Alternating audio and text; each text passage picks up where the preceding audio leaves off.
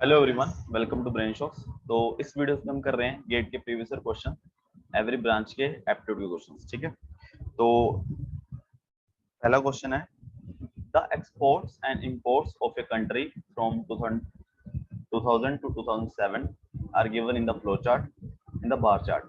If the trade deficit is defined as excess of imports over exports, in which year the trade deficit is 1/5 of the exports. देखो, तो export import का data दिया हुआ है, ठीक है, कितना रुपीज में, और जो ट्रेड डेफिसिट होता है, ट्रेड डेफिसिट वो किसके इक्वल होता है? Excess of import over export, मतलब इंपोर्ट माइनस एक्सपोर्ट। ठीक है, ये होता है ट्रेड। तो अभी इन्होंने पूछा है कि किस साल में ट्रेड डेफिसिट जो है वो 1/5 ऑफ द एक्सपोर्ट का। ठीक है, एक्सपोर्ट का 1/5। तो अगर देखिए हम ब्लैक वाला एक्सपोर्ट है, जो थोड़ा ग्रे है वो क्या है? इंपोर्ट। ठीक है, तो अब हमें ट्रेड डेफिसिट होता है जब इंपोर्ट ज्यादा है। अब देखो, जो ये वाला केस है, ये वाला केस है, यहाँ तक तो क्या है? एक्सपोर्ट ज्यादा, तो यहाँ तो ट्रेड डेफिसिट नहीं है। अब इस केस में देखें, अगर 2003 में इंपोर्ट है 70 और एक्सपोर्ट है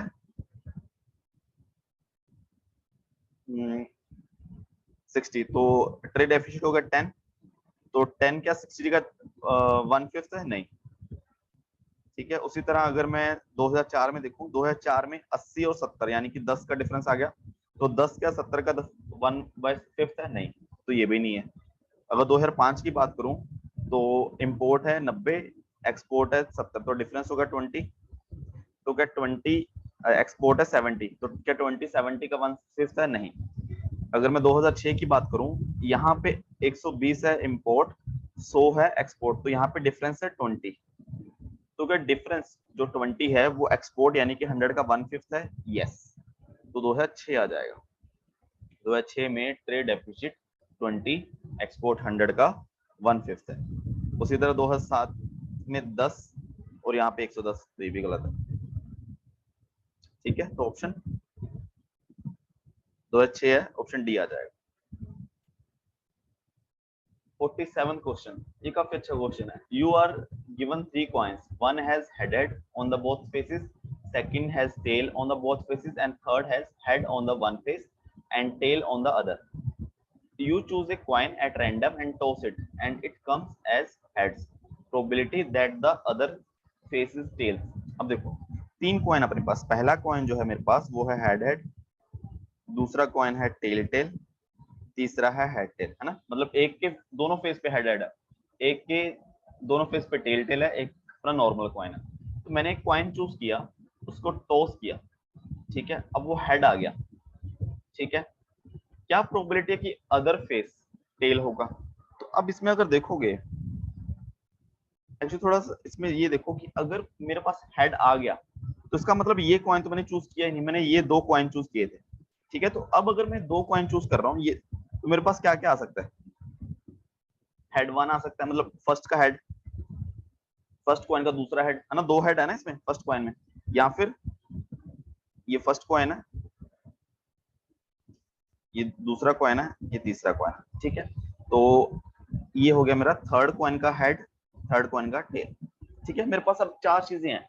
अगर मैंने कॉइन चूज किया है जिसका एक तो हेड आना ही आना है ना, तो अब देखो, अब अगर मान लो हेड आ गया, तो हेड आने किस तरीके का हेड आ सकता है? तो ये वाला हेड आ सकता है, या ये वाला हेड आ सकता है, या ये वाला हेड आ सकता है। ठीक है, ये बात सही है। अगर मैं इसकी बात करूं, इसको मैं स्टार लगा देता हूँ। ठीक है, तो अगर मान लो H1 आ गया मेरे पास हेड, तो दूसरी तरफ क्या आएगा? हमेशा एक साइड हेड आ गया, दूसरा साइड हमेशा हेड ही होगा, ये वाला हेड स्टार वाला। ठीक है, दूसरे वाला हेड। अगर सपोज करो ये वाला हेड आया था पहली बार में जब मैंने टॉस किया, तो दूसरे वाला कौन सा होगा? ये वाला। या हो सकता है जो हेड टेल वाला कोई ना वो वाला आया हो, तो उसका दूसरी साइड क्या होगा? टेल। ठीक है, तो ऐसे 3 केस बन रहे हैं। 3 केस में ओनली एक बार ऐसा केस है जिसमें अदर फेस जो है टेल है, तो इसलिए इसकी प्रोबेबिलिटी हो जाएगी 1/3। ठीक है, इसको अगर मुझे और तरीके से करना है, हम बेस थ्योरम से करके देखते हैं। तो अब सपोज करो मेरे पास 3 कॉइन है। ए कॉइन जो है हेड हेड वाला है, बी कॉइन जो है वो है टेल टेल वाला, सी कॉइन जो है वो है हेड टेल वाला। ठीक है, अब मान लो एक इवेंट है डी, जो मतलब कहता है कि हेड आता है टॉस करने पे।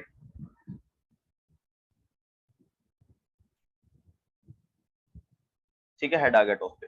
अब मुझे क्या फाइंड करना है, मुझे फाइंड करनी है कंडीशनल प्रोबेबिलिटी। अगर मेरा दूसरा टेल दूसरा फेस टेल है, इसका मतलब मैंने कॉइन सी चूज किया। तो कंडीशनल प्रोबेबिलिटी क्या है कि अगर सपोज करो हेड आता है, ठीक है, हेड आ गया फिक्स इवेंट वो हो गया, तो क्या प्रोबेबिलिटी है कि कॉइन सी होगा। तो इसकी प्रोबेबिलिटी क्या होती है कि प्रोबेबिलिटी ऑफ या तो पहले कॉइन सी चूज करने की और कॉइन फिर सी में हेड आने की। ठीक है, डिवाइड में क्या होता है प्रोबेबिलिटी ऑफ हेड आने की। ठीक है, तो प्रोबेबिलिटी हेड कैसे आ सकता है, या तो मैं कॉइन ए चूज करूंगा तब क्या प्रोबेबिलिटी हेड आने की, प्लस या मैं कॉइन बी चूज करूंगा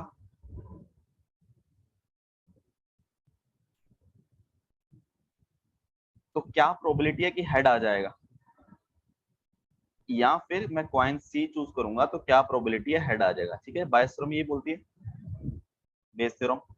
तो सबसे पहले देखो प्रोबेबिलिटी ऑफ सी, कोई भी कॉइन चूज करने की प्रोबेबिलिटी क्या है, 3 कॉइन है, तीनों की इक्वल प्रोबेबिलिटी चूज करने की, तो 1/3। तो सी कॉइन में हेड आने की प्रोबेबिलिटी कितनी है, हेड टेल दोनों है तो हाफ हाफ होगी, हाफ डिवाइडेड बाय, अब ए कॉइन के चूज करने की प्रोबेबिलिटी कितनी है 1/3, और ए कॉइन में हेड आने की प्रोबेबिलिटी क्या है 100%, क्योंकि दोनों में हेड ही है तो इंटू 1 आ जाएगा। कॉइन बी चूज करने की प्रोबेबिलिटी है 1/3, कॉइन बी में हेड आने की प्रोबेबिलिटी कितनी है, दोनों टेल टेल हैं तो 0, हेड आएगा ही नहीं। उसी तरह कॉइन सी का 1/3 और हेड आने की 1/2। ठीक है, इसको अगर सोल्व करोगे तो 1/6 डिवाइडेड बाय 1/3 प्लस 1/6 तो आ जाएगा 1/2, ये आ जाएगा 1/3। ठीक है, इसको कैलकुलेशन चेक कर लेना, तो इससे भी आ गया। ठीक है, कैसे भी कर सकते हो। अगला सवाल है, a regular die has 6 sides of a number 1 to 6। अपना नॉर्मल जो डाइस है, ठीक है, लूडो वाला, 1 से लेकर 6 तक मार्क्स है, मार्क किए हुए हैं। If a large number of throws shows the following sequences of occurrence. हमने क्या किया, बहुत बार डाइस थ्रो किया, ठीक है, उसमें से देखा कि जो 1 है वो उसकी प्रोबेबिलिटी आने कितनी है, 2 की इतनी है, 3 की इतनी है, 4 की इतनी, 5 6। ठीक है, अब किस तरह का कॉइन होगा, हम क्या बोलेंगे उसको, देखो इसको बोलेंगे, देखो अगर कोई भी डाइस हम फेंकते हैं, अगर सबकी प्रोबेबिलिटी इक्वल आती है, ठीक है, कि 1 की प्रोबेबिलिटी 1/6 है, 2 की भी 1/6 है, 3 की भी 1/6 है, तो हम क्या बोलेंगे उसको अनबायस्ड, कि भाई वो अनबायस्ड है, वो सबको बराबर मौका दे रहा है ना, बराबर प्रोबेबिलिटी है। बट इसमें देखोगे 3 की प्रोबेबिलिटी कम है, सबसे ज्यादा प्रोबेबिलिटी 6 की है, तो ये होगा बायस्ड, कि वो बायस्ड है, वो इक्वल प्रोबेबिलिटी नहीं है किसी भी। ठीक है, 49 था, find the missing number in the series. तो इसमें देखो सबसे पहले तो हम ऐड करके देखते हैं, ऐड करके नहीं आ रहा फिर और चीजें देखते हैं। देखो यहाँ पे डिफरेंस 1 का है, यहाँ पे 3 का है, यहाँ पे 9 का है। ठीक है, तो ऐसा कुछ बन नहीं रहा, और यहाँ पे तो पॉइंट्स में आ रहा है। तो इसमें जो तरीका है वो है मल्टीप्लिकेशन का। अब 2 इंटू 0.5 1.5 किसके इक्वल आएगा 3 के। अब 3 इंटू 2 जो कि है 6, तो 6 इंटू 2.5 ये आ जाएगा 15। ठीक है, 1.5 2.2 2.5 3 3.5 और 15 इंटू 3 45। ठीक है, तो 45 इंटू 3.5 करोगे तो 157.5 आएगा। फिर इसको 3.5 4 से मल्टीप्लाई करोगे तो 630 आ जाएगा। ठीक है, इसको भी चेक कर सकते हो, तो आंसर है 45। नेक्स्ट क्वेश्चन है, तो find the odd one out in the following group. तो बस इसमें चेक कर लो यार कि आपस में क्या रिलेशन बन रहा है, क्यू डब्ल्यू जेड बी। ठीक है, B H K M W C G J M S B X. अब देखो क्यू के बाद क्यू है 17, डब्ल्यू है 23, जेड है 26, बी है 2, ठीक है। नंबर लिखने की जरूरत भी नहीं है, अगर आप डायरेक्टली काउंट कर सकते हो कि हाँ भाई क्यू और डब्ल्यू के बीच में कितने हैं, 1 2 3 4 5, ठीक है। उसी तरह बी और एच के बीच में देख लो, 1 2 3 4 बीच में 5 लेटर हैं, ठीक है। डब्ल्यू और सी में देख लो 1 2 3 4 5, ठीक है। एम और एस के बीच में देख लो 1 2 3 4 5, ठीक है। उसी तरह डब्ल्यू जेड के बीच में देखो 1 2, एच और के में देखो 1 2, उसी तरह सी और जी में देखो 1 2 3। अब देखो यहाँ पे दिक्कत आ गई, सी और जी के बीच में 3 हो गए, तो बस ऑप्शन सी आ जाएगा। और बाकी चेक कर लेना, बाकी भी देख लेते हैं। सी और जी, एस और वी के बीच में 1 2 आ गया, ठीक है। और जेड और बी के बीच में ओनली 1 है, के और एम के बीच में ओनली 1 है, जी और जे के बीच में देखो 2 आ गए, वी और एक्स के बीच में ओनली 1 है, ठीक है। तो ये चेक कर सकते हो, नंबर लिखने हैं तो उस हिसाब से करना तो वैसे कर लो, ठीक है। तो इस वीडियो में इतना ही, ठीक है। बाकी क्वेश्चन अगली वीडियो में करेंगे, तो इसमें कुछ डाउट हो तो कमेंट कर देना, एंड वीडियो को लाइक जरूर करना है, and subscribe to our channel. Thank you so much.